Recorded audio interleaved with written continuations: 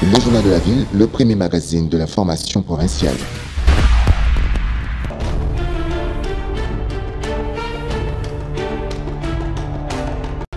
Bienvenue à cette nouvelle édition du Journal de la Ville, mesdames et messieurs. Voici les sommaires. Le président de la République, Félix-Antoine Tshisekedi, a procédé ce mercredi à l'inauguration des nouvelles infrastructures construites à l'Université pédagogique nationale IPN, la salle des conférences, les terrains de football et basket, ainsi que d'autres hommes, des étudiants, et c'est à la grande satisfaction de la communauté estudiantine. Le procès de l'ancien ministre Constant Moutamba renvoyé au mercredi 23 juillet 2025. Il s'était présenté ce mercredi 9 juillet à la Cour de cassation. L'ancien ministre est poursuivi pour détournement de fonds destinés à la construction d'une prison à Kisangani. C'est tout pour les sommaires. Mesdames et messieurs, encore une fois, bienvenue dans ce journal.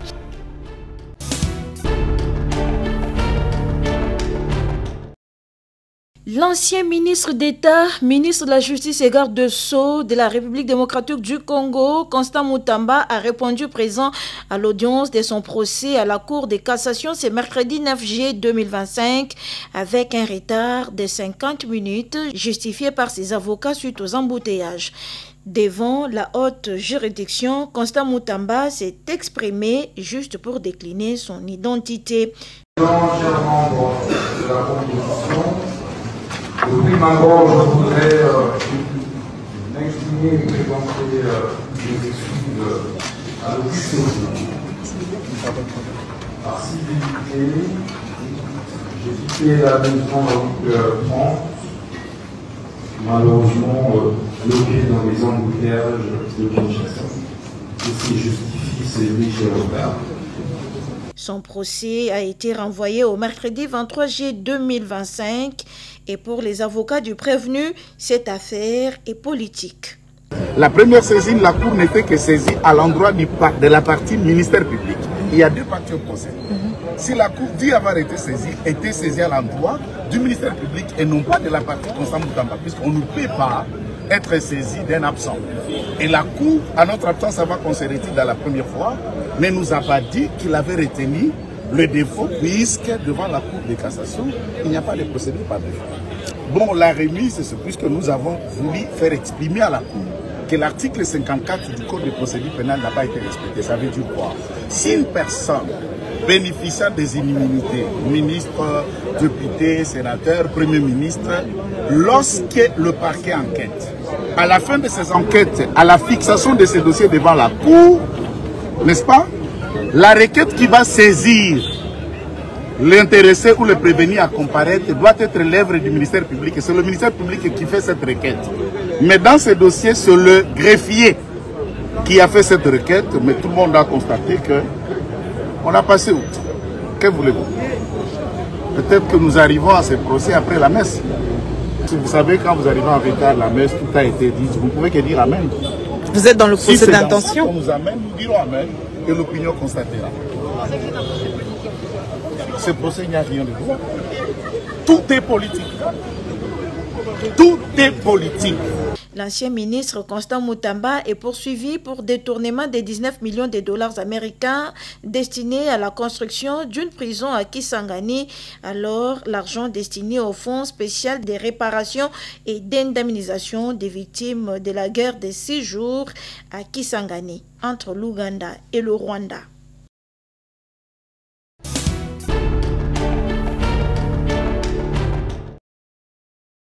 La police nationale congolaise, ville de Kinshasa, poursuit la traque des braqueurs, Kuluna et voleurs à main armée dans le cadre de l'opération Dobo 2, lancée depuis le 16 juin 2025.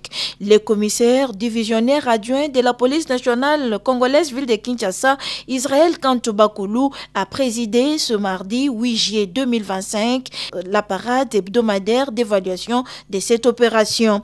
Au cours de celle-ci, il a appelé ces éléments à ne pas baisser les bras, même si la population quinoise constate de plus en plus la réduction des cas de braquage. Il les a instruits à doubler de vigilance et à travailler d'arrache-pied nuit et jour jusqu'à ce que le dernier incivique va changer de métier. Nous allons sur terrain pour d'abord, rechercher les civiques, les arrêter pour rendre compte de la population. Donc, il y a filmer la population. Quand vous avez dit que vous allez lire, vous allez dire que vous allez dire que l'essentiel, c'est que vous allez dire que civique, ceux qui vont quitter, c'est que ça va va changer mon salaire. Quand la moto est dit que Azali moto Zoluka, qui t'a kokanga innocent, Keba na kokanga innocent.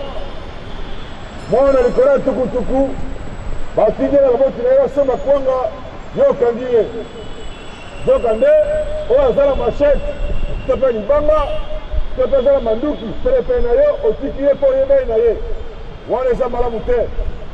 Bato ya birode bosunga biso lakisa oyo aza mutu mabe moto malamu tika ya kende ata pesa ndenge wana tozokende mokila te oyo soki nake na zamba namoni nzoko te ata mboloko na boma oyo so namoni mboloko te namoni nzoko basusu mpe ezaki naluka metode na manzoko kende koluka bamoyibi kende koluka bafolo na mer kende koluka bakuru na bayeba na cité bachef des avenues bachef des quartiers bayebi te malamu la force reste à la loi bakosala eloko toko te tokanga bango.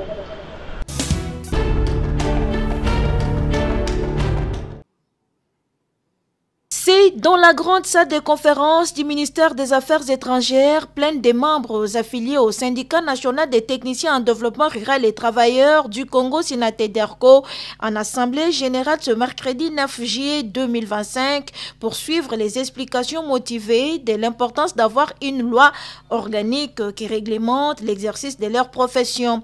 Portée par l'honorable sénateur Alphonse Ngoï Kassanji, qui fait ici l'économie de la loi portant création de l'ordre des techniciens en développement rural, encore en chantier, et réitère tout son engagement d'aller jusqu'au bout de sa démarche. Le chef de l'État, son Excellence Félix Antoine Tshisekedi Tshilombo, président de la République, a placé le développement à la base dans ses priorités des priorités à travers son programme de 145 territoires.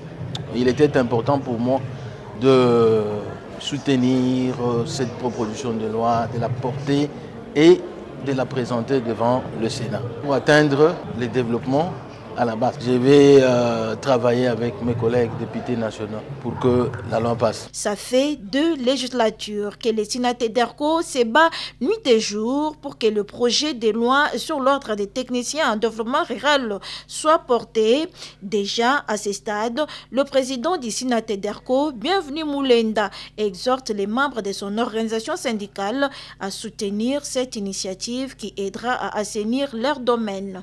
Nous avons organisé l'Assemblée générale extraordinaire ce jour pour d'abord remercier le Sénat, remercier la commission PAJ Environnement, remercier également l'initiateur, le porteur de la loi qui est l'honorable Ngoï Kassanji pour la première lecture qui a été à la fin adoptée, dont le projet de loi a été envoyé au niveau de l'Assemblée nationale. S'il y a cette loi qui existe, au moins tous les partenaires au niveau de la base, ils auront une interface. C'est au fait l'ordre des techniciens de développement rural. De son côté, le secrétaire général de l'administration centrale du développement rural promet tout son accompagnement dans le processus de la promulgation de l'éventuelle loi. Vous savez bien que le milieu rural, c'est plus ou moins 80% de l'étendue. Cet ordre va encore amener de l'émulation. Parce que les techniciens ruraux, sans eux, rien ne peut marcher. Le pays, c'est presque tout un chantier. Et le développement à la base, ça ne peut que concerner cela. La lutte syndicale oblige et par devoir de redevabilité, le président Bienvenu Moulenda a à l'occasion restitué aux membres du SINATEDERCO la mission de sa participation aux travaux de l'Organisation internationale du travail et les avancées des travaux sur l'élaboration de la politique salariale des agents publics dont l'issue est annoncée dans les prochains jours. SINATEDERCO, tous pour un.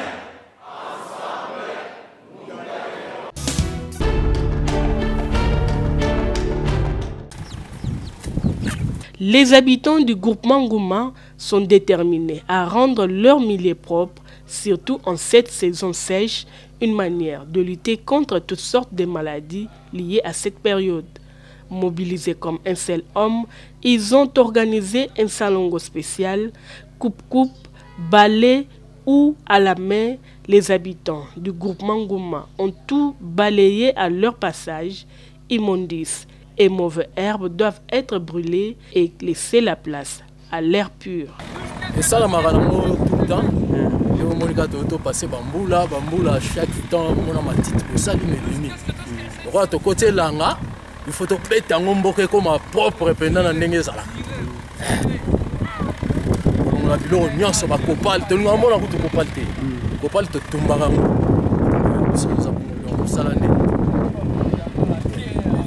Tout ça la propriété, mais chef P a ligné propriété ma casse. Et on est toujours continuer pour ça la propriété. Pour tout passer la période en boula, ma petite éthique mais toujours bête et ici là. Chef Michael a ligné Kimia. C'est ça. Bon, bandeko en tout cas, basa ma casse. Basa la salon. Le salon est bien et qui me s'appelle ma maladie belé. Il faut propriété ça en boka. En tout cas, basa ma casse. Mbalegoya ba sala salon est bien. Longo bamde ko mususu bali ko sala sa meto to lemba bangote ba continue ko to propriété mboka ezala kitoko makasi. Chef Mikael Mokoko azala posa batu bakote na mboka. Ba batika ko bange loko ezate. Ba yato bongisa mboka. Comme ça moyibi azala na mboka tibiso nto kangana to sala misala na mboka na biso. Un geste que tous les villageois ont salué et que les autres doivent à tout prix imiter.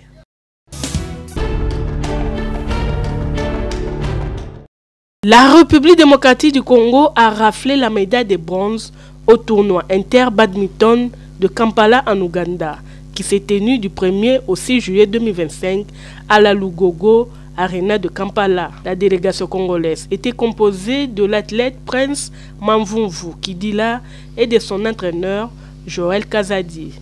Au total, 10 pays ont participé à cette compétition. La performance de l'athlète Prince a permis à la RDC de se qualifier pour le championnat d'Afrique de para-badminton prévu en octobre 2025 au Nigeria. Ici est de rappeler que la RDC était absente lors du championnat d'Afrique de air badminton qui s'est tenu à Accra du 3 au 6 juillet 2025 par faute de formalités.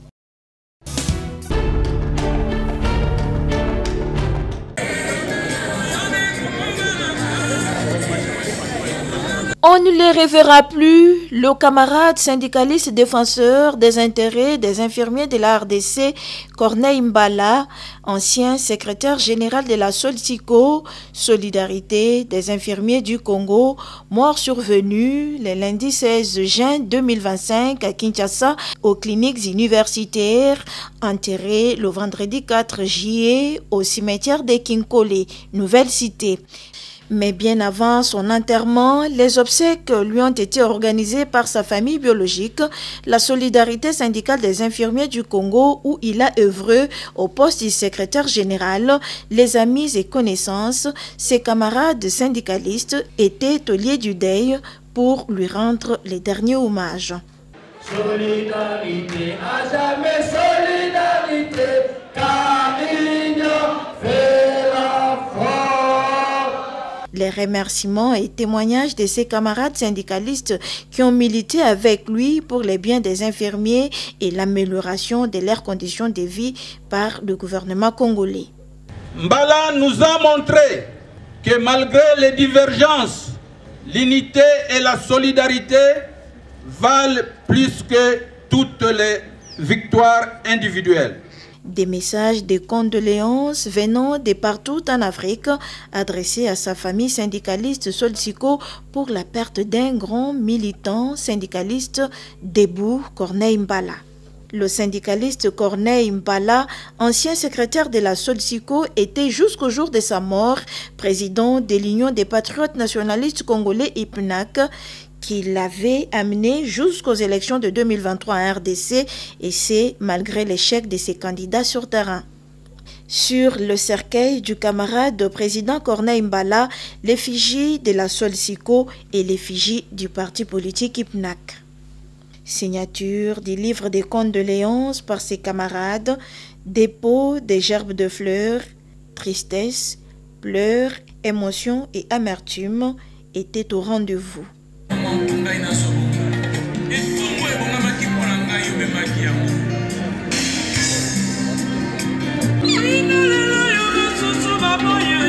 Mort aux cliniques universitaires, le corps de Corneille Mbala était gardé à la morgue de la clinique Ngaliema, retiré pour son exposition et recueillement à l'hôpital général de référence de Kinshasa ex-Mama Emo, et son enterrement a eu lieu le vendredi 4 juillet 2025 au cimetière de Kinkole, Nouvelle Cité, où il repose en paix.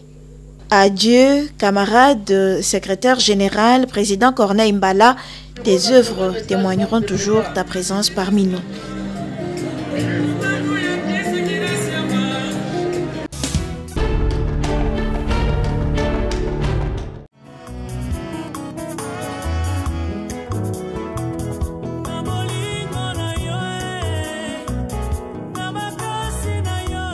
Les familles Moupapa, Louyela, Kibwe, Moulouemi et autres ont la profonde douleur d'annoncer à la communauté du Grand Bandundu ainsi qu'aux amis et connaissances le décès de leur père, oncle, grand-père, le professeur émérite Michel-Ange Moupapa Sai, mort survenu le 2 juillet 2025 à Béthune en France.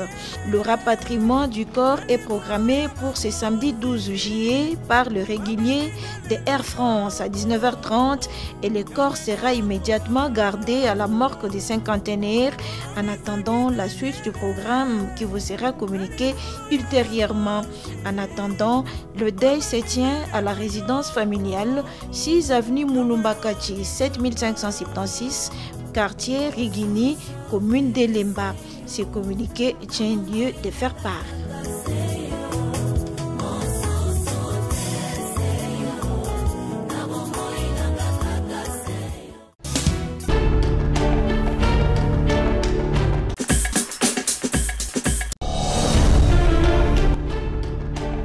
Nous sommes arrivés à la fin de ce journal de la ville, mesdames et messieurs. Merci de l'avoir suivi. Le prochain rendez-vous est fixé pour ce jeudi. Et d'ici là, portez-vous bien.